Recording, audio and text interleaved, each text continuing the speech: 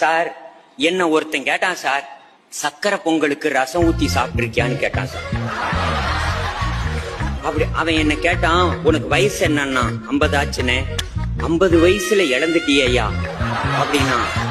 அவன் சொல்றத பார்த்தா எனக்கு ஆடாடா அந்த ரசத்துல சக்கரை பொங்கலை போட்டு அந்த சக்கரை பொங்கல் முழுக ரசத்தை ஊத்தி என்னமோ கடல்ல கப்பல் போற மாதிரி அத முழுக அது அப்படியே நெய்ப்பதமா கரைச்சு அது உள்ள இறங்குறப்ப ஆடாடா சக்கரை பொங்கலோட இனிப்பு ரசத்துல இறங்கி ரசத்தோட காரம் சக்கரை பொங்கல்ல இறங்கி ஆடாடாடாடாடா.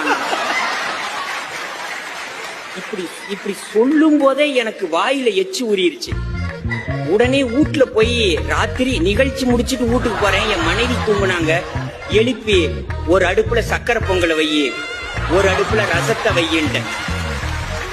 ஏன் நல்லா தானே வீட்டை விட்டு வெளியே போனேன், இப்போ உனக்கு என்னாச்சு? 1 மணிக்கு வந்து ரசம் வையி சக்கரை பொங்க வையுங்கிற, ஏன் இப்படி வீட்டுல பொங்க வைக்கிற 1 மணிக்கு? அப்ப நான் இல்ல வையின்னு, நான் வெங்காயம் அரிஞ்சு கொடுக்கறேன், பூண்டு அரிஞ்சு கொடுக்கறேன். அத வச்சுட்டு கரைச்சி சார் வாய்க்கு கொண்டு போகல சார், மூக்குக்கு கூட கொண்டு போக முடியல சார். அத அப்படியே வச்சுட்டு அவங்கிட்ட போய் நீ ஏன் அப்படி சொன்னேன்னு கூட நான் கேட்கல, அது ஏன்டா என்ன பார்த்து சொன்னான்னு. அவன் சொன்னான், நீ சாப்பிடுற அழக பார்த்தேன், நீ எதை வேணுமானாலும் சாப்பிடுவேன்னு எனக்கு தோணுச்சுன்னா. சார் இன்னைக்கு நான் சொல்றேன் சார், என் சகோதரி கல்யாணம்னு சொன்னீங்கல்ல, மனசுல இருந்து சொல்றேம்மா. இந்த சக்கரை பொங்கலுக்கு ரசம் ஊத்தி சாப்பிட்டா நல்லா இருக்கும்னு சொன்னவனும், கல்யாணம் பண்ணி நல்லா இருப்பேன்னு சொன்னவனும் 2 பேரும் ஒண்ணுதான் சார்.